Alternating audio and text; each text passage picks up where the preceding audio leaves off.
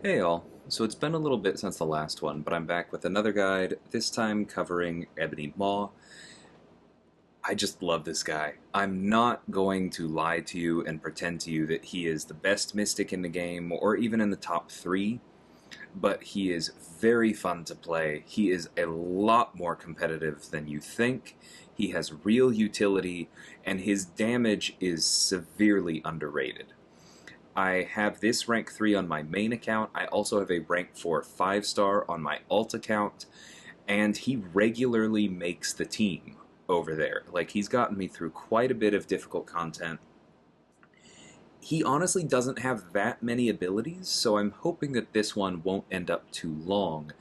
But there is some nuance to exactly how you use them, so let's get into it. So, right off the bat, these first couple abilities, it is important to note that Maw, unlike most champions, primarily has non-contact basics. So for a full breakdown of this, you can check out Aunt May, but essentially his mediums are both non-contact, and his second, third, and fourth light attacks are all non-contact or projectiles as well.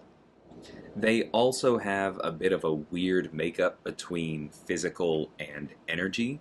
I was reminded of this recently when I tried to use the heavy on Electro and took the damage back. Not only are those contact hits, they're also physical hits. So if you're taking Maw into a fight where that matters, such as Psychic Thorns against a Korg, an Electro, any of those, be sure you know which ones are which. And please do not use him to fight an OG duped Daredevil. This next line, as you have probably heard, if the opponent is not a science champion, then all guaranteed critical hits miss. This has led to some cheese videos over the years against, like, when Shang-Chi first came out, he had that note on him where everything was a critical hit, so Maw just sat there and everything missed. We've all seen Corvus against Maw. It's cute for videos. I don't think it's very important to his offensive use, and so we're not really going to talk about it much more. But know that it exists, and know that it doesn't apply to science champions, so you don't try and eat a heavy from Wasp or something and think that you'll be okay. So let's talk about Persuasive Voice, because this is the core of his kit. Like it says, you spend the first 7 seconds not focused, but focusing. And so during that time, the opponent also gains less power, 60% less. This is pretty noticeable against somebody like Hyperion or Dragon Man because they don't just take off on gaining power. It gives you a little bit extra time to get things rolling. I quite like that. The fact that he loses focus when knocked down by a heavy or a special 3 is mostly important when fighting him on defense, but when you're using him offensively, I encourage you to actually think of it as a bit of a safeguard, because for the special 3 especially, no pun intended, if you have just eaten one of those, then you are probably in a fight where power gain is a bit of a problem, and so having 7 seconds again of more than halving your opponent's ability power rate is pretty darn helpful. But assuming you don't get knocked down by those, then you gain 1 persuasion every 0.6 seconds. So, obviously, that adds up to 10 persuasion every 6 seconds, and 20 persuasion every 12 seconds. So that 20 number really matters, because what that effectively means is every 12 seconds you inflict a falter debuff on your opponent, which causes them to miss against you for 3 seconds. There's no limit on how many attacks this can cause to miss, it's just anything while that debuff is on them. The duration is increased to 4 seconds against Cosmics, like it says. Now, this can be purified, so if you're using Maw against Kingpin, maybe don't, because the falter is really important to his kit, and so anything that purifies that is a real problem. But it also seems to be coded at the moment in a way that causes its duration to not be reduced by effects like Craven or Karnak that normally reduce debuff duration. So, bit of an interesting thing there. So at 100 persuasion, you apply Black Tongue to the opponent, which is very powerful, but I am going to say right away, this is not going to appeal to everyone. Because remember, if it's 10 persuasion every 6 seconds, then 100 persuasion takes 60 seconds, and that only starts after the 7 seconds of focusing at the beginning of the fight. Meaning that Black Tongue happens, assuming you're playing well, 67 seconds in. And I know that loses some people. That is okay. But if you are interested in what Maw can do, Black Tongue is a really big deal. Now, for one thing, that attack rating increase is about 50% of his base attack. So you effectively have this huge Fury that isn't a Fury and so can't be messed with by anything that does that for the rest of the fight. Permanently, it's dependent on a passive, it cannot be removed. You just have 50% more attack rating for the rest of the fight. You also reduce both their combat and ability power rates by 40%. Again, for the rest of the fight, there is nothing they can do to mitigate that, except be outright immune to that kind of modification. If ability and combat power rate are not comfortable terms for you, I will go ahead and link a video in the description explaining exactly that from my glossary series, but we'll move on for now.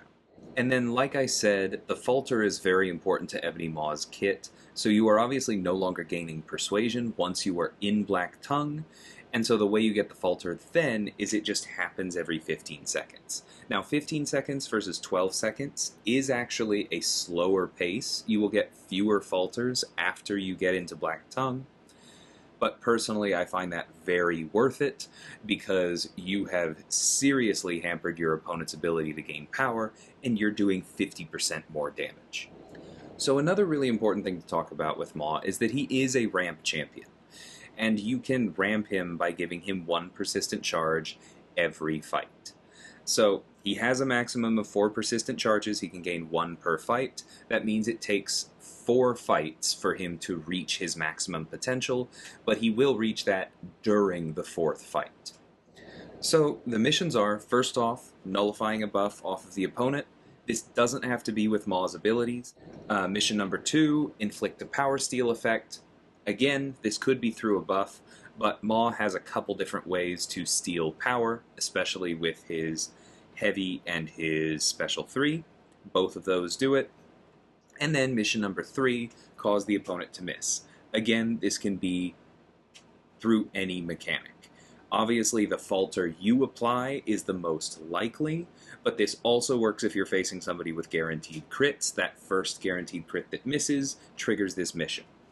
Each of the missions can only be triggered once, but that first time that you complete the mission, you apply a very large passive degen to the opponent. This is, at its base, stronger than any other degens that Maw does, and so you really feel like you've done something every time you get one of these. You also, like I said, get a persistent charge once you have completed all 3 missions. You get a little call out for missions completed in addition to the mission completed, singular. And each persistent charge is going to increase the duration of degen effects on the opponent. So your 9700 direct damage degen for 4 seconds is now going to last 4.4 seconds, so you're going to get another tick out of it, etc. And you're going to reduce the potency of the opponent's Fury effects by 25% for the rest of the quest per charge, right? So this means that when Maw is fully ramped, he's getting an extra 40% on all of his degens, so that's an extra 3 or 4 ticks on these powerful ones. It also means that once he's fully charged at 4 persistent charges, he effectively turns off Furies. Unless you are facing an enhanced Fury node, any Fury that the opponent triggers is going to be reduced all the way to 0. This goes for the Escalation node, this goes for Aggression Fury, this goes for somebody like Odin who just starts with a Fury, just shut them down. So this isn't going to be the most important thing in a lot of fights, but if you are facing one of those nodes, like Aggression Fury, like Strike Counter Fury, any of those, and you are able to actually ramp Maw up, he can really just remove that challenge. And so it is a very powerful ability, you just have to put in some work for it. So, like we said about the heavy attack, landing it steals all of the opponent's power gain buffs and 10% of their current power. Now, it's important to note that either hit of the heavy will steal power gain buffs, but only the second one actually steals the power. That is going to come up in some fights, or especially if you're trying to do fancy heavy counter things. But they literally mean steal the opponent's power gain buffs. This is not a nullify. It does not trigger the nullify mission. It does not trigger Mystic Dispersion. But the flip side of that is that it ignores things like Mystic Ward. Additionally, it will copy the opponent's buff with duration and potency intact. So if you're facing somebody like Hyperion and you steal a power gain buff that's half expired, you just get the last half of it. But if you're facing somebody like Arcus and you steal his permanent power gain buffs, congratulations, you have permanent power gain buffs. And so in certain matchups, this gets really, really silly. In your vanilla matchups, it's just a small piece of power control that also gives you easy access to that mission, but sometimes it's nuts. I have a particular video for taking down a very scary Hyperion that I will again link in the description if you want to see more of that. So let's get into the special attacks. One of the reasons I like the way Maw is built is that all three of them have a real purpose. The special one is your buff control, but it's important to note that when the fight starts, you actually can only nullify 3 types of buffs: Fury, Cruelty, and Precision.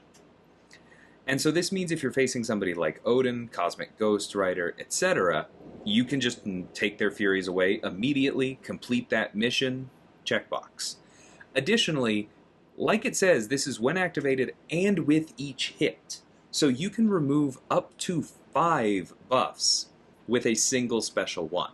This is actually one of the most powerful nullify abilities in the game.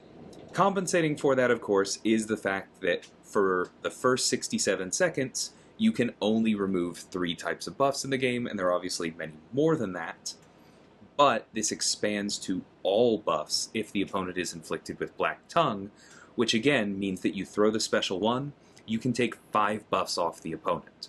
Since each of those triggers Mystic Dispersion, I have had plenty of fights with Maw where I've thrown the special one just as I get it, nullify 5 buffs off the opponent, and now I have a special 2 ready. This can be extremely, extremely strong. Again, it's something that you have to build up to, like with Black Tongue, but don't underestimate it. In less niche fights and on defense, this second bullet point becomes more important. Because if you're facing someone that does not have naturally occurring Fury, Cruelty, or Precision buffs, well then this will place one for you. So the way this often works out is that you will push to just under 2 bars of power, throw a special one. It won't nullify anything, but it will place a Fury that has 0 potency on the opponent for 10 seconds. You hit them again, you throw another special one, it nullifies that Fury. You get some of your power back if you're running Mystic Dispersion, but more importantly, you complete the Nullify buff mission, and since at this point in the fight you've probably thrown a heavy, and you've probably inflicted a falter on the opponent and caused them to miss, that's probably your 3rd mission, and so now you're good to go, you have your persistent charge. Plus, for the rest of the fight, their Furies are going to be less effective, and your degens are going to last longer.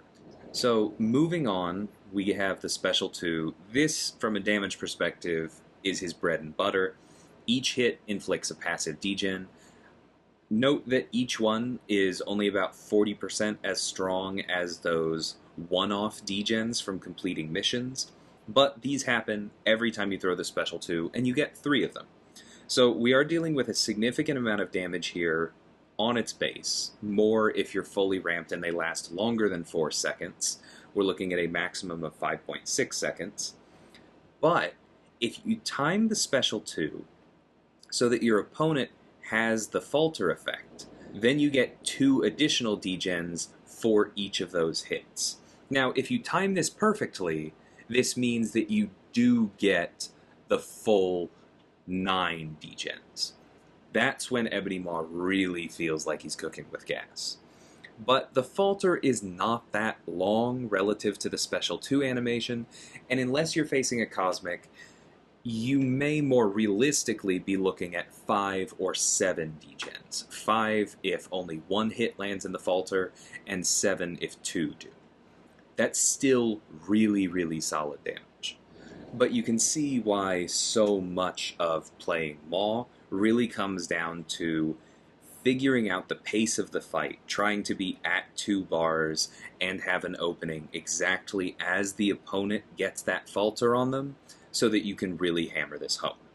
The other reason you want to time it successfully, and the reason why, if I know I'm going to err on one side or the other, I will throw it a little bit early, is that the final hit refreshes any active falter debuffs. So if you throw this perfectly, you've dealt 9 passive degens to the opponent, and just as a refresher, Degeneration ignores all resistance, unless you're facing somebody with specific degen resistance, like Mr. Negative, and it's passive, so they can't purify it or be immune to it that way. And then, when the special 2 is over, it refreshes the falter on them, so now you can basically just charge right in, knowing that they'll miss you for the next 3 seconds. That's kind of the play pattern that you want to aim for when you're playing Maw. So last up we have the Special 3. I'll fully admit this is the one I use the least, but it is a pretty potent power control tool. You just steal all of your opponent's power, and you get some of it for yourself over the course of 5 seconds, fueling future special attacks. So if you're throwing a bunch of heavies and Special 3s, and maybe some special 1s once you get in Black Tongue to remove buffs and fuel Mystic Dispersion to get you back to Special 3s, Maw is actually a very strong power control champion, especially if what you're worried about is Special 3s. He can just spam heavies and Special 3s against all or nothing nodes, and as long as the opponent isn't resistant to his power steal, they'll never throw their Special 3, because they'll never have it. So let's talk about the SIG ability for a bit, because I think this is where one of the biggest misconceptions comes up with Maw. I hear an awful lot of people tell me that they actually like what they've seen of him. They like some of my gameplay, some of somebody else's, they're just having fun with him, but they don't want to rank him because, quote, everyone tells me Maw needs high SIG for offense. This just isn't true.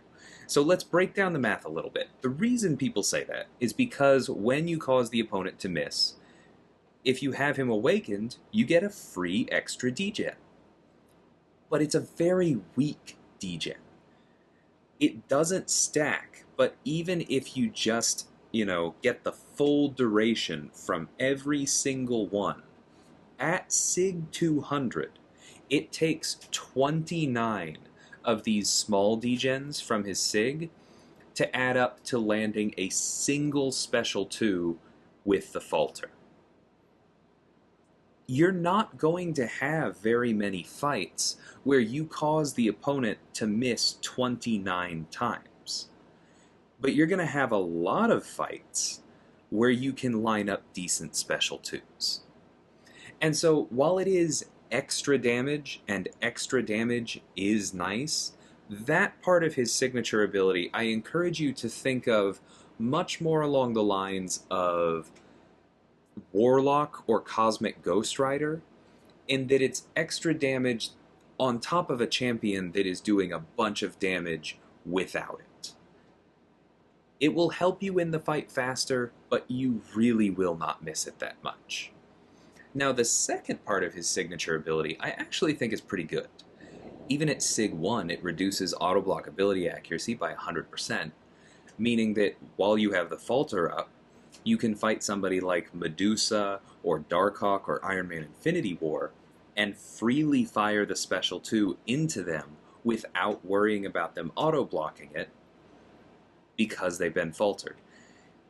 You may not be using him for all of those matchups all the time, and against Medusa in particular, unless you're dealing with, like, Mystic Ward, you would probably just use the Special 1 to remove the Furies.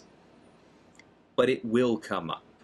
And so I actually like that ability significantly more than the first part that everyone tends to focus on. And the fact that it increases his ability power rate while the opponent is faltered can matter as well. This is going to increase the potency of any power gains that you've stolen from the opponent.